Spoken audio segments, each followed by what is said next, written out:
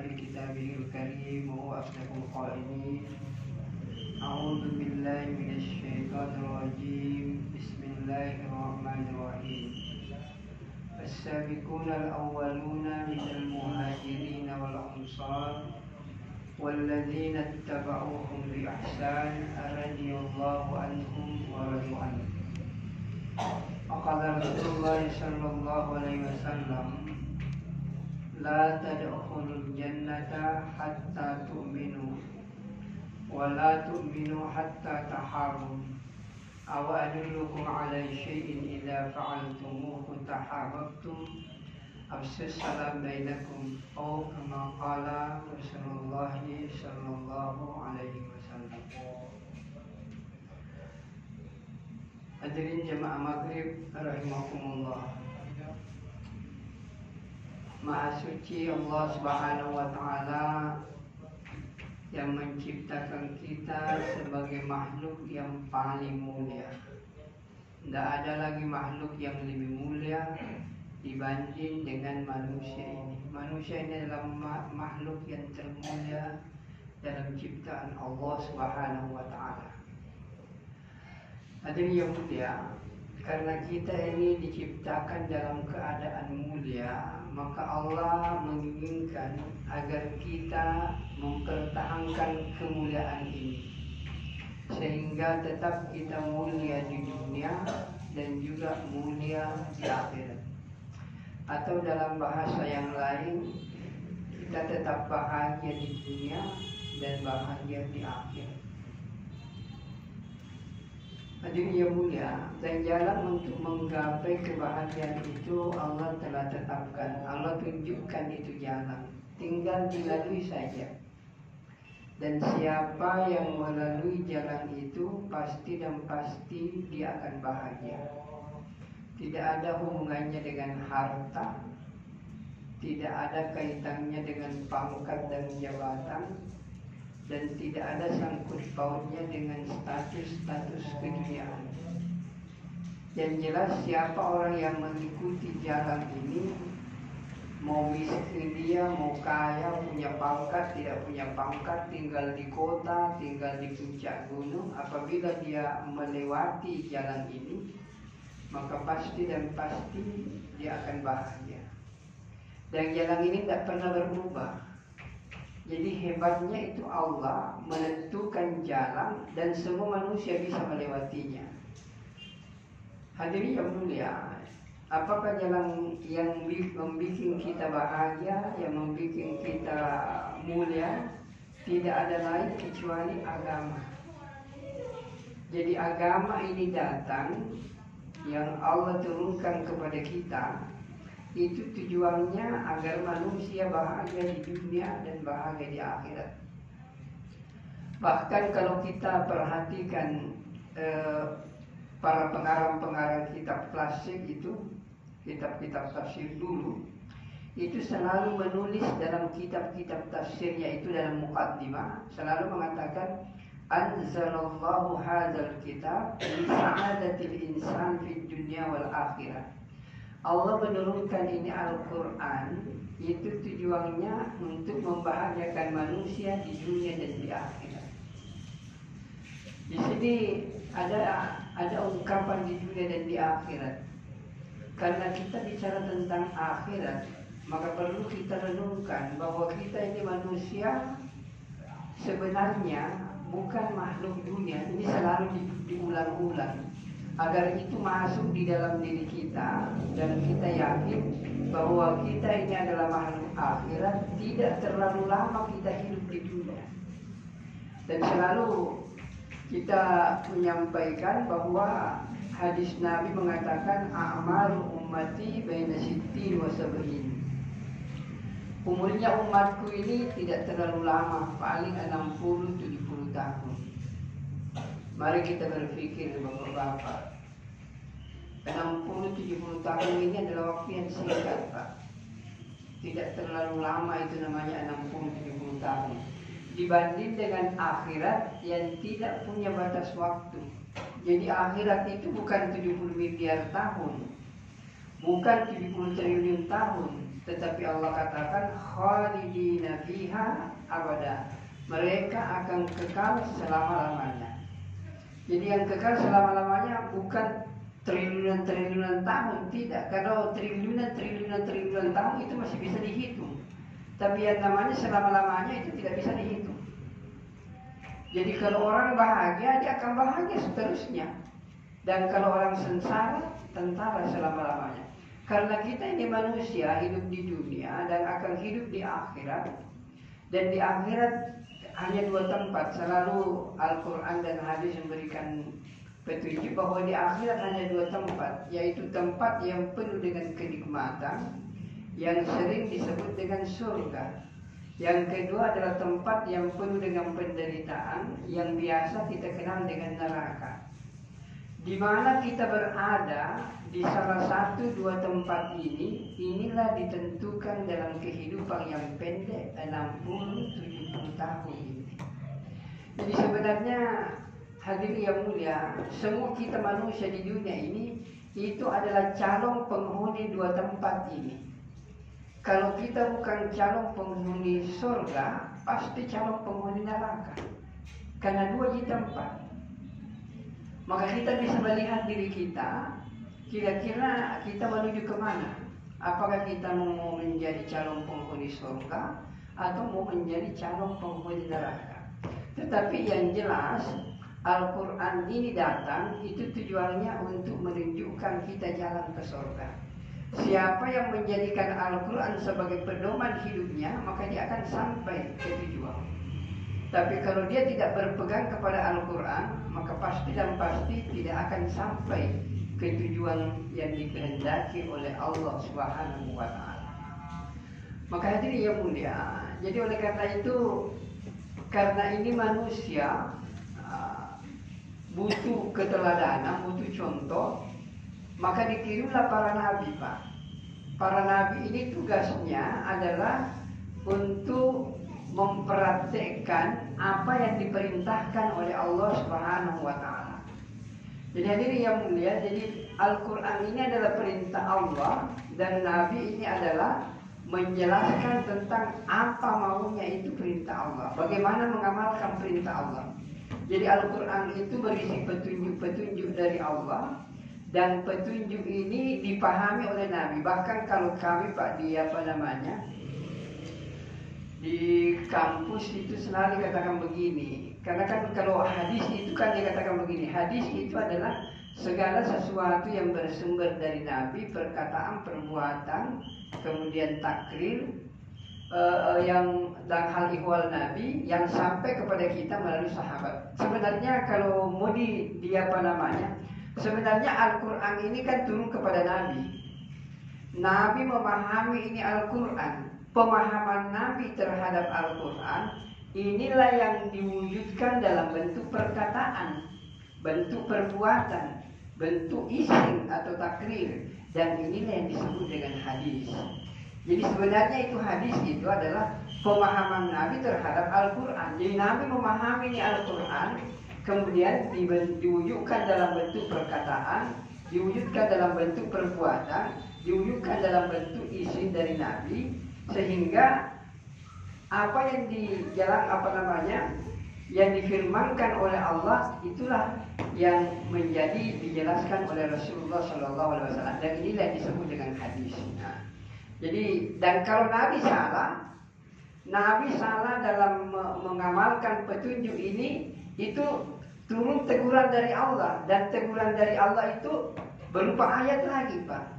Jadi Al-Quran turun kepada Nabi, Nabi memahami. Kalau ada kesalahan Nabi dalam memahami Al-Quran, itu turun teguran dari Allah, dan itu adalah Al-Quran. Nah, ketika suatu saat Nabi SAW itu kan ada datang orang pembesar, maka Nabi biasanya kan kalau tokoh-tokoh masyarakat itu sangat dihormati, dijemput lah macam-macam. Kemudian diperhatikan. Suatu saat waktu itu sementara Nabi duduk kemudian menghadapi pembesar itu, ada orang yang orang-orang biasa kemudian datang juga kepada Nabi. Dia mau belajar betul Islam, mau betul-betul belajar Islam, tapi Nabi tidak terlalu perhatikan. Maka turunlah abasa wa tawalla an ja'ahul a'ma. Jadi hadirin yang dimuliakan Allah Subhanahu wa taala, jadi ini perlu kita pahami lebih awal bahwa diturunkannya disuruhnya Nabi ini adalah untuk memberi pedoman kepada kita bagaimana melaksanakan perintah-perintah Allah Subhanahu wa taala dalam kehidupan kita sehari-hari. Hadirin yang dimuliakan oleh Allah Subhanahu wa taala, saya Pak banyak terjun, apalagi di Makassar kita ini ada namanya unit perlindungan perempuan dan anak. Kalau kita lihat sudah cukup parah keadaan sekarang. Jadi yang banyak membuat kejahatan-kejahatan Pak itu adalah anak-anak di bawah umur. Jadi yang mampate itu bisa dikatakan saya wawancara dengan mereka. Itu rata-rata umurnya Pak 13 tahun, 12 tahun. Jadi di bawah umur, dan itu jumlahnya banyak. Maka jadi yang mulia, ini adalah persoalan yang kita hadapi. Kemudian kita lihat dalam kenyataan dalam kehidupan, itu banyak orang yang tidak mau tidak mengamalkan lagi ini agama. Ini disebabkan kuncinya, hadirin yang mulia, bahwa persoalan yang paling tinggi dalam kehidupan ini itu adalah persoalan iman, Pak. Jadi persoalan iman. Jadi iman ini adalah sesuatu pendorong dari dalam diri kita, keyakinan untuk betul-betul taat kepada Allah Subhanahu wa taala. Kalau iman ini kuat, maka amal juga akan banyak kita bisa kerjakan. Tapi kalau ini iman lemah, maka kita pun juga lemah akan mengamalkan agama. Jadi kekuatan pengamalan agama itu berbanding lurus dengan kekuatan iman. Memang selalu kita katakan bahwa iman itu kan bertingkat-tingkat, tapi iman ini ada beberapa macam sebenarnya. Dalam kajian-kajian biasa itu dikatakan ada namanya ainul yakin, ada yang disebut dengan ilmu yakin, ada yang disebut juga dengan hakul yakin. Inilah yang disebut dengan keimanan. Yang pertama itu adalah ainul yakin, ilmu yakin. Jadi suatu keyakinan yang datang kepada kita itu berdasarkan analisa ilmiah, Pak. Kemudian yang dimaksud dengan ainul yakin, suatu keyakinan yang ada sama dari kita melalui penglihatan, melalui panca indera, khususnya penglihatan. Dan yang dikehendaki sebenarnya itu adalah hakul yakin, suatu keyakinan yang tidak ada keraguan sedikit pun. Dan sahabat itu, Pak, sudah sampai kepada keyakinan seperti ini, hakul yakin. Supaya mudah dipahami, saya kasih contoh sederhana dan selalu ini kita ulang-ulangi, Bapak-bapak dan saudaraku yang mulia. Yang disebut dengan ilmu yakin itu adalah suatu keyakinan berdasarkan analisa ilmiah. Taruhlah misalnya kasih contoh. Kalau ada polisi, Pak, ada polisi datang, kemudian pakaiannya uniform seragam polisi, kemudian ada pistolnya, kemudian dia tanya kepada kita, Bapak-bapak semua yakin nggak bahwa saya bisa menembak? Nah, kita memakai logika kita, ini polisi itu dididik untuk menembak. Kemudian ada pistolnya. Jadi berdasarkan analisa seperti ini kita yakin Bapak bisa menembak. Inilah yang disebut dengan ilmu yakin. Suatu keyakinan yang ada dalam diri kita berdasarkan pemahaman keilmuan kita.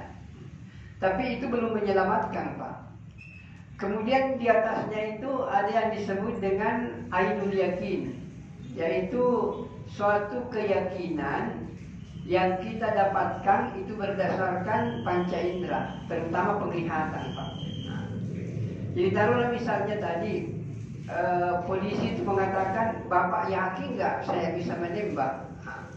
Kita katakan kita yakin Bapak bisa menembak karena buktinya Bapak polisi, kemudian ada pistolnya. Nah, untuk membuktikan inilah yang disebut dengan hakul yakin. Jadi polisi ini mengatakan tadi, Bapak yakin bahwa saya bisa menembak berdasarkan ilmu. Sekarang saya melihat.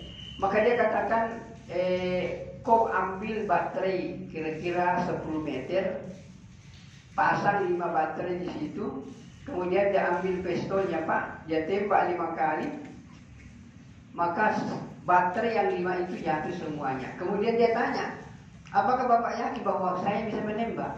Kita katakan yakin, karena kita lihat dengan mata kepala sendiri. Nah, jadi sudah polisi dia sudah menembak sebagai ainul yakin, sebagai keyakinan berdasarkan panca indera, tetapi ini belum menyelamatkan. Yang akan menyelamatkan itu adalah hakul yakin, yaitu suatu keyakinan yang tidak ada lagi keraguan Pak.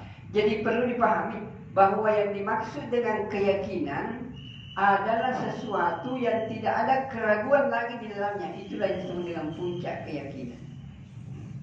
Jadi iman itu adalah sesuatu yang kalau tidak ada lagi keraguan, itulah yang disebut dengan puncak keyakinan dan disebut dengan iman. Dan inilah yang kita kehendaki Pak. Bagaimana contohnya supaya kita yakin? Ini polisi tadi mengatakan, waktu dia mengatakan saya ini polisi, kita percaya menurut ilmu. Kemudian dia sudah praktekkan menembak 5 kali, kita yakin bahwa betul-betul hebat dia. Supaya kita yakin betulkah dia hebat dan kita yakin bahwa dia hebat, dia bilang begini, ini baterai kau simpan di kepalamu, tidak usah 10 meter, 2 meter saja aku berdiri, kau simpan di atas kepala, saya akan tembak, berdiri kau di situ. Kalau kita mengatakan tembak saja, berarti kita yakin. Dengan ilmu kita yakin, lihat tadi kepala 10 meter jaraknya jatuh, apalagi kalau 2 meter, tembak saja. Tapi orang yang tidak yakin Pak, dia bilang, jangan Pak, nanti kepala aku kena, kepala aku pecah. Ini orang tidak yakin seperti ini Pak. Beginilah kita memandang sekarang Al-Quran. Orang yakin Pak, Al-Quran itu datangnya dari Allah, tetapi tingkat keyakinannya mungkin pada ilmu yakin, mungkin karena sudah pernah melihat tanda-tanda kebesaran Allah, tapi belum hakul yakin. Nah, inilah yang dimiliki para sahabat. Saya akan tunjukkan beberapa bukti-bukti sahabat memiliki keyakinan tidak ada keraguan. Mari kita lihat sahabat Abu Bakar radhiyallahu anhu. Itu sahabat waktu Isra Mi'raj itu kan Nabi setelah turun dari langit pada malam itu, dia cerita kepada pembesar Quraisy bahwa tadi malam saya dari Masjidil Haram ke Masjidil Aqsa naik ke langit, kemudian tiba kembali di Mekah sebelum subuh. Maka orang-orang Mekah mengatakan betul-betul gila itu Muhammad. Mana mungkin orang bisa satu malam ke sana itu. Waktu ribut itu orang datang Abu Bakar, dia bilang, tuan-tuan ini kenapa ribut sekali? Dia bilang itu temanmu betul-betul sudah gila itu. Mana dia bisa katakan dari Mekah ke Masjidil Haram, naik ke Masjid Aqsa, kemudian naik ke langit dan pulang kembali ke Mekah pada malam itu. Apa itu bukan gila? Maka Abu Bakar dengan penuh keyakinan dia katakan, tuan-tuan semua, saya tanya dulu, ini Muhammad adalah orang yang kau lihat dari kecil sampai sekarang dilantik menjadi nabi, sudah umurnya 40 tahun. Saya tanya, pernahkah ada tuan satu orang yang melihat Muhammad berbohong? Dan pernahkah ada yang dibohongi oleh Muhammad di antara bapak-bapak ini? Tidak ada yang bilang Pak. Maka Abu Bakar dengan mantap mengatakan, kalau itu keluar dari mulut Muhammad lebih tidak masuk di akal daripada peristiwa Isra Mi'raj ini, saya yakin pasti itu adalah kebenaran. Inilah yang disebut dengan keyakinan Pak, yang tidak ada keraguan apabila itu bersumber dari Nabi. Maka hadirin yang mulia, mari kita lihat yang kedua, sahabat Nabi yang lain, yaitu Ali. Ali ini adalah menantunya Nabi sekaligus sahabat yang dekat. Kita lihat Ali ini peristiwa juga waktu peristiwa hijrah. Itu peristiwa hijrah, Nabi ini sudah dikepung rumahnya oleh 100 algojo, ada yang mengatakan 70, yang akan membunuh Nabi pada malam hari itu.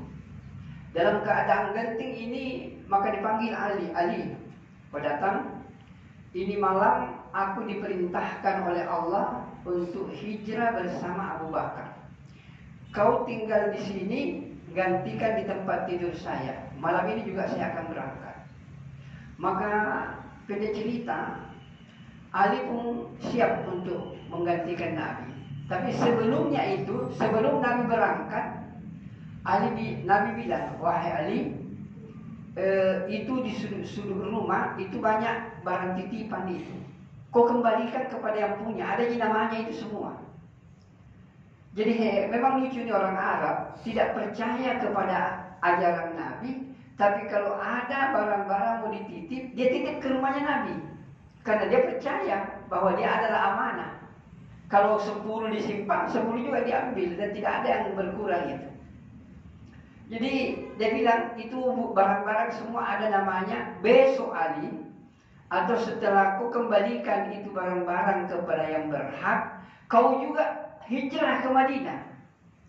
Begitu Nabi mengatakan, wahai Ali, kau juga hijrah ke Madinah, langsung Ali yakin. Oh, berarti tidak ada apa-apa pada malam ini terhadap diri saya. Karena Nabi bilang, kau juga hijrah ke Madinah. Berarti kalau saya hijrah ke Madinah, malam ini saya tidak mati. Ini keyakinan, Pak. Hadirin yang mulia, jam 2 malam, kira-kira begitu. Maka rumah ini diserbu, Nabi sudah berangkat bersama Abu Bakar. Begitu dibuka ini selimut, tinggal ditusuk saja, habislah Ali. Pimpinan rombongan ini, begitu dibuka, dia lihat, bukan Nabi. Ini adalah Ali. Tunggu dulu. Jangan ada yang, menusuk dulu, tunggu dulu. Ini adalah Ali, bukan ini target kita. Dan ingat, kalau Ali yang kita bunuh, persoalan besar yang kita hadapi. Karena yang namanya Ali bin Abi Thalib, Pak Abu Thalib itu namanya saja didengar, itu sudah takut itu orang.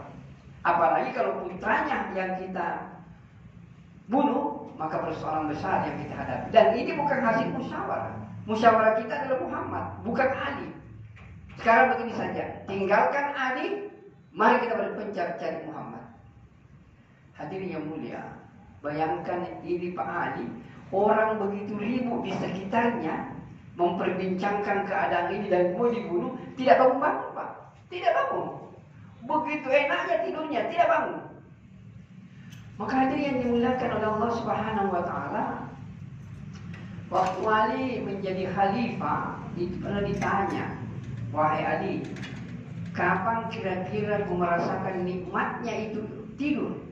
Dia bilang, tidak ada lagi tidur yang lebih hebat dibanding dengan ketika aku menggantikan Nabi pada malam hijrah ketika Nabi mau dibunuh. Bayangkan Pak, nikmatnya tidak tidur, tidak bangun-bangun itu, berharimu di sekitarnya. Kira-kira Pak, kalau ada sekarang mau dibunuh, kemudian disuruh gantikan ke tempatku di sini, saya mau berangkat, kira-kira masih bisa tidur? Saya yakin tidak tidur Pak. Saya bilang kapan ini datangnya. Tapi Ali dengan keyakinan, karena dia dengarkan Ali, kalau besok itu kau kasih kembali barang, kau juga ikut hijrah ke Madinah, langsung yakin malam ini tidak terjadi apa-apa terhadap diri saya. Inilah namanya keyakinan, bahwa sesuatu yang keluar dari mulut Nabi tidak usah diragukan. Di sini lemahnya umat sekarang ini. Betapa banyaknya hadis yang dihafal, Pak. Betapa banyaknya hadis yang dipelajari. Betapa banyaknya hadis yang di seminar internasionalkan, tapi kita tidak lakukan dalam kehidupan sehari-hari. Begitu lemahnya kita punya keyakinan.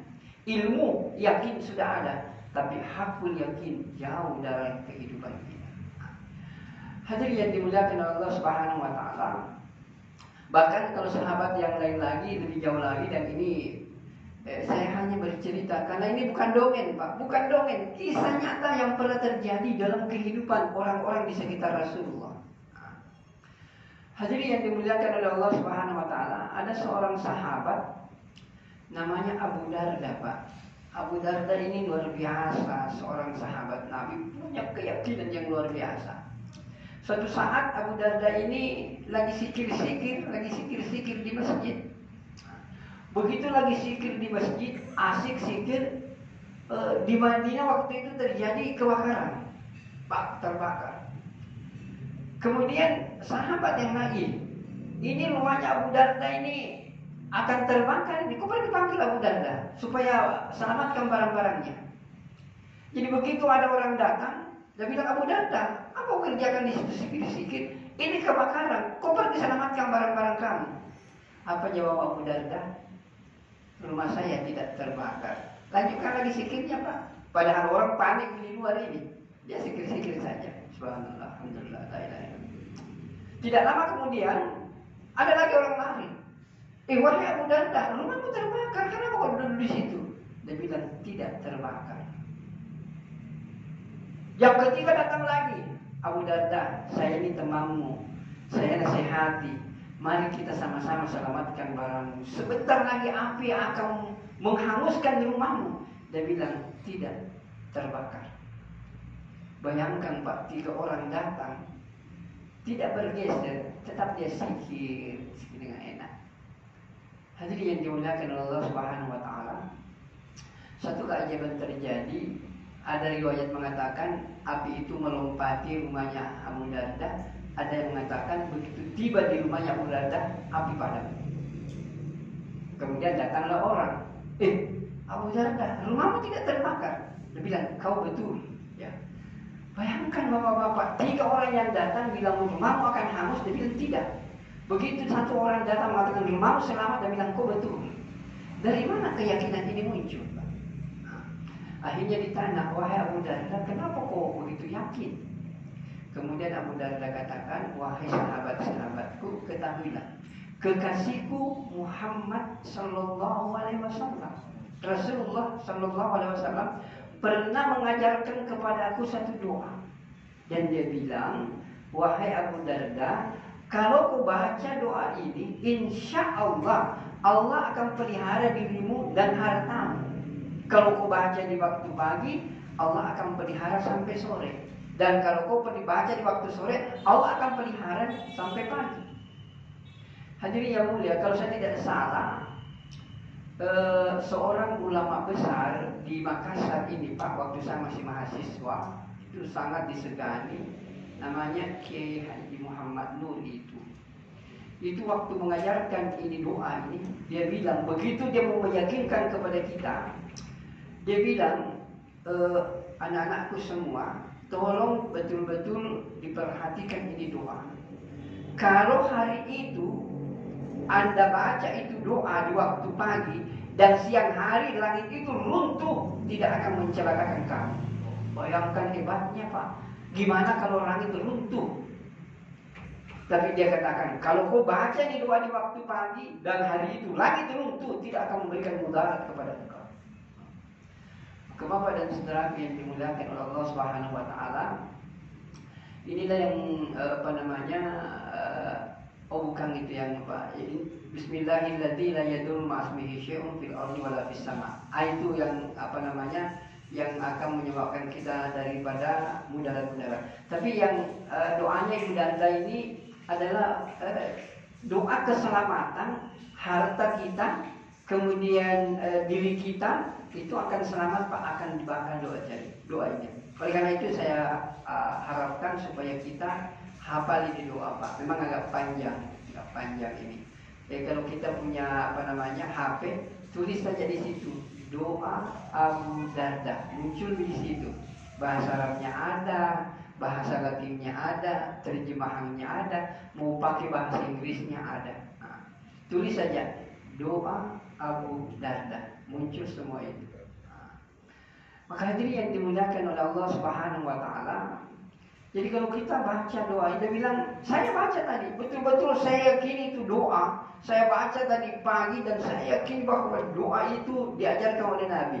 Begitu kau datang bilang terbakar rumahmu, saya bilang tidak. Karena tadi saya sudah baca itu doa. Bayangkan Pak, doa itu diajarkan, diamalkan dan dia yakini. Terjadi kebakaran, tidak ada apa-apa terhadap begitunya dia. Nah, makanya ada ulama mengatakan kalau Bapak sebenarnya yakin dengan doa ini, itu rumah Pak tidak perlu dikunci. Buka saja begitu, tutup saja begitu. Insya Allah doa Abu Darda aman gitu Pak, aman gitu. Cuma masalahnya apakah kita yakin dengan yakinnya Abu Darda?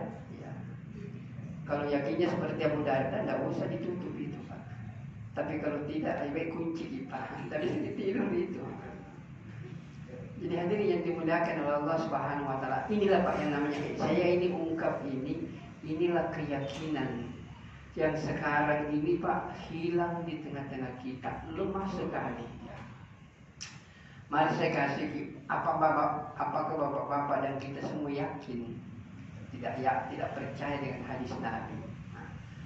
Saya yakin kita Pak rata-rata punya HP. HP itu harganya berapa Pak? Paling 5 juta, 10 juta, kalau iPhone mungkin 20 juta. Saya tanya, kalau iPhone HP hilang, kira-kira pusing kan? Pusing Pak. Kalau udah lupa HP-nya, pasti kembali Pak. Tapi kalau pistolnya lupa tidak kembali itu Pak. Tapi kalau HP-nya lupa, itu Pak kembali, itu ambil itu. Hadirin yang mulia, berapa harganya HP Pak? Murah. Mari kita lihat, bapak-bapak dan saudaraku yang mulia, Nabi mengatakan begini, salat 2 rakaat sebelum subuh itu nilainya di sisi Allah lebih baik dibanding dengan dunia beserta seluruh isinya. Yakinkah dengan hadis ini Pak? Oke, saya tanya kalau kita lupa sholat sunat subuh 2 rakaat, kira-kira mana lebih sedih dibanding dengan hilang HP? Sedih sholat subuh.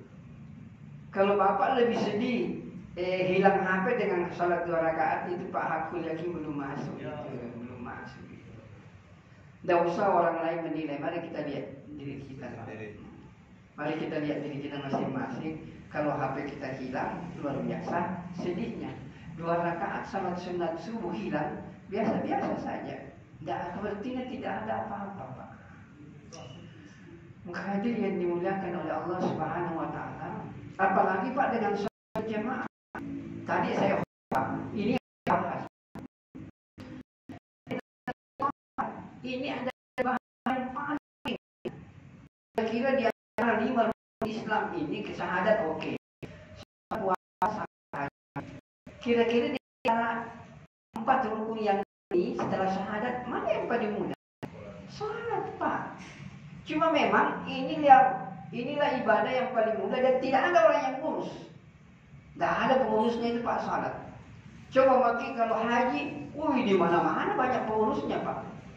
Dan bahkan orang naik haji sekalian umrah bukan lagi panggilan Allah, tapi panggilan travel. Ya. Jadi hadirin yang mulia, jadi banyak yang ngurus. Puasa juga, saya yakin semua masjid itu ada panitia puasanya Pak. Panitia Ramadan, ada nggak? Masjid tidak punya panitia Ramadan? Ada. Apalagi zakat Pak. Dia bilang siap menjemput zakat Pak. Menjemput itu, tidak ada orang bilang siap menjemput orang pergi sholat. Mana ada Pak?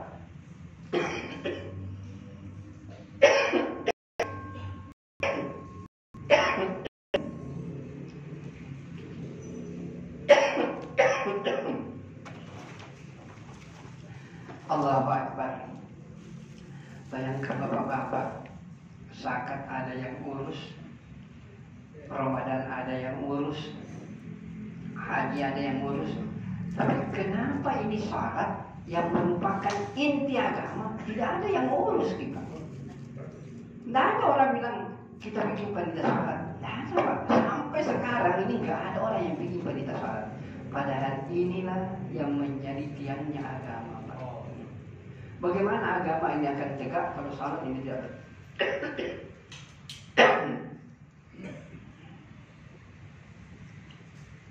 Saya pernah minum pakai pipet, tapi saya ditegur oleh jemaah Arab. Dia bilang jangan minum pakai pipet, karena itu caranya iblis.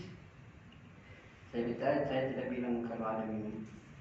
Jadi cara minum Pak begini modelnya. Bismillah. Kalau masuk alhamdulillah. Begitulah diajarkan Nabi. Bismillah, masuk alhamdulillah.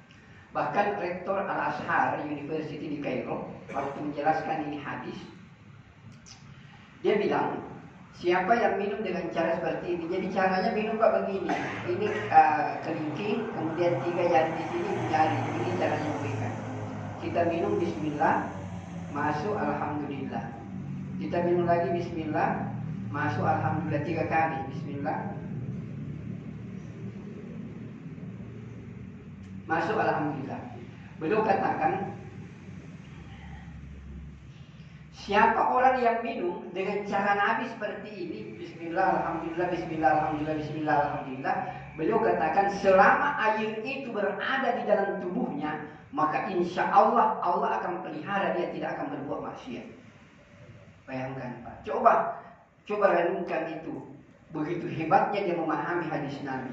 Dia bilang kalau kau minum menurut cara Nabi, selama air itu berada dalam diri kamu, maka engkau akan terpelihara, tidak akan berbuat maksiat. Nah, berapa orang yang minum Pak dengan cara seperti ini? Maka jadi yang mulia, banyak sekali Pak sunnah-sunnah Nabi yang kita tinggalkan. Itu karena lemahnya iman. Nah, jadi persoalan besar sebenarnya yang kita hadapi Pak adalah persoalan ini orang tidak mengenal ini agama. Saya sampaikan saja bahwa begitu saya banyak turun ke lapangan melihat anak-anak muda Pak, bahkan yang mana-mana itu pernah saya tangani di pusat pembinaan perempuan dan anak itu, rata-rata yang kita wawancara Pak itu rata-rata itu tidak mengerti agama, mengaku Islam. Saya suruh syahadat, tidak bisa syahadat. Saya bilang bagaimana caranya? Bahkan rata-rata hafal Al-Fatihah, tapi tidak ada yang hafal Fatihah. Mungkin karena Al-Fatihah ini sering didengar, sementara tahiyat kan dibaca tidak jelas, tidak jahar, sehingga tidak banyak yang hafal. Jadi bayangkan anak-anak ini mengaku Muslim, dia hafal Al-Fatihah, tapi tidak hafal tahiyat. Dan di tahiyat itu ada syahadat Pak. Ini kenyataan yang di lapangan ini. Jadi yang dimuliakan Allah Subhanahu Wa Taala, kalau ini yang kita tidak urus Pak, maka berat kehidupan. Makanya jemaah-jemaah yang seperti ini Pak bergerak itu tujuannya ini. Gimana kita punya masjid ini sebenarnya targetnya adalah makmur dengan jemaah. Karena ini yang tidak ada yang mengurus Pak. Coba bayangkan, mari kita berandai-andai. Salat berjamaah ini karena kita tadi katakan kita adalah makhluk akhirat. Saya ingin hanya menyampaikan bahwa ada cara tertentu Pak, ada cara sederhana kita akan selamat nanti di akhirat, tidak diperiksa. Dan itu persyaratannya sederhana dan kita bisa lakukan semuanya. Apa itu? Itu hanya dikatakan siapa orang yang salat berjamaah 5 kali sehari semalam di awal waktu di tempat azan dikumandangkan, orang ini di akhirat dia akan masuk surga tanpa hisab. Jadi kalau kita jaga ini Pak salat berjamaah 5 kali di awal waktu di tempat azan dikumandangkan, yakin saja tidak akan dihisab di hari kemudian. Maka ini yang dimulai itu kalau bahasa keyakinan. Nah, mari kita lihat kalau bahasa hitung-hitungan Pak. Nabi katakan kalau kau salat sendiri kan dapat 1 dunia. Kalau kau salat berjamaah dapat 27 dunia. Berapa bedanya Pak? 26. Taruhlah karena di situ dikatakan derajat, yang namanya 1 dengan 27 itu luar biasa bedanya Pak. Kalau 5 kali kita salat sendiri, berarti kita hanya dapat 5 dunia. Kalau berjamaah dapat 135 dunia. Tidak usahlah pakai dunia, pakai juta saja Pak. Kalau kita salat sendiri dapat 1 juta. 5 kali kita salat berarti 5 juta. Tapi kalau kita berjamaah 5 kali 27 135 juta. Kira-kira bapak-bapak, kalau ada yang seperti itu, yang salat sendiri dapat 5 juta, yang berjamaah dapat 135 juta, kira-kira menyesal ini yang dapat 5 juta Pak? Lah boleh jual ya Pak? Iya Pak. Karena dia juga bisa dapat, hanya karena malas, hanya karena tidak ada keyakinan sehingga dia tidak lakukan. Itu kalau 1 hari. Kalau 1 bulan, orang yang 1 bulan salat sendiri Pak, 5 kali 30 hanya dapat 150. Tapi orang yang salat berjamaah 30 hari, berarti 30 kali 135 juta. Berapa dia dapat, Pak? 4 miliar 500 juta, Pak. Kira-kira kalau Bapak dapat 150 juta, orang dapat 4 miliar, menyesal ki? Luar biasa menyesalnya. Itu 1 bulan. Bagaimana kalau 1 tahun? Bapak hitung sendiri. Ya. Jadi yang mulia, saya hanya ingin menegaskan di sini bahwa orang yang tidak melaksanakan salat dengan berjamaah, Pak, yakin dan percaya terbuat besar untuk dia nanti di akhirat. Akan menyesal nanti di akhirat. Tapi penyesalan di akhirat tidak ada lagi gunanya, Pak. Tidak ada lagi gunanya. Maka oleh karena itu mari kita saling saling mengajak untuk bagaimana supaya tiang agama kita ini, khususnya salat ini, Pak, ini betul-betul menjadi perhatian. Dan inilah yang yang perlu menjadi perhatian kita, bagaimana kita mau mengajak orang lain, Pak. Yang ini yang susah ini. Jadi sebenarnya sebagai penutup saya hari ini menyampaikan apa yang kita warisi dari Nabi. Ini yang harus Anda tanya besar. Jadi kalau kita mengatakan kita ini umat Nabi, sekarang pertanyaannya apa pekerjaannya Nabi? Kalau kita mengatakan kita ini pengikut Nabi, sekarang kita tanya diri kita, apa pekerjaannya Nabi? Pekerjaannya Nabi itu adalah mengajak manusia untuk taat kepada Allah. Kalau kita menganggap sebagai diri umat Nabi, maka tanggung jawab kenabian ini pun juga harus kita ambil. Bagaimana Nabi akan mengakui kita sebagai umatnya kalau pekerjaan yang diwariskan kepada kita tidak amalkan? Saya hanya ingin mengatakan, mengaku sebagai umat Nabi semua orang bisa. Tapi apakah Nabi mengaku kita sebagai umatnya di akhirat? Ini yang jadi tanda tanya besar. Mengaku sebagai hamba Allah semua orang bisa, Pak. Tapi apakah Allah mengaku kita sebagai hambanya di akhirat? Ini yang menjadi persoalan besar. Kalau perintah Allah kita ikuti, kemudian sunnah Nabi kita jalankan, kemudian pekerjaan Nabi kita jalankan, yaitu mengajak orang kepada kebaikan, kemungkinan besar Allah akan mengakui kita sebagai hambanya dan Rasul akan mengakui kita sebagai umatnya. Maka hadirin yang dimuliakan Allah Subhanahu wa taala, inilah mungkin yang bisa saya sampaikan. Mudah-mudahan penjelasan sederhana ini bisa menyadarkan saya dan kita semua bahwa sebenarnya inilah tugas kita bersama. Dan sebagai penutup saya ingin hanya menyampaikan ada sebuah hadis Nabi, sekalipun ini diperselisih para ulama, yang mengatakan begini. Tapi bukti dalam sejarah sudah banyak, Pak. Dia katakan begini, kalau kau memperbaiki keadaan, maka pakailah 10% waktumu betul-betul untuk agama. 10%, Pak.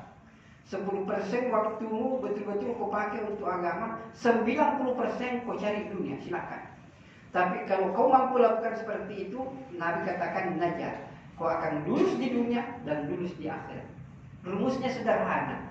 10% kau pakai untuk agama, betul-betul fokus untuk agama, dan di dunia juga ada sedikit di situ. Tapi ketika 90% itu di dunia, maka agama sudah ada warnanya di situ. Apa yang dimaksudkan itu? Boleh Bapak berpikir kalau 1 bulan 10%-nya berapa, Pak? 3 hari.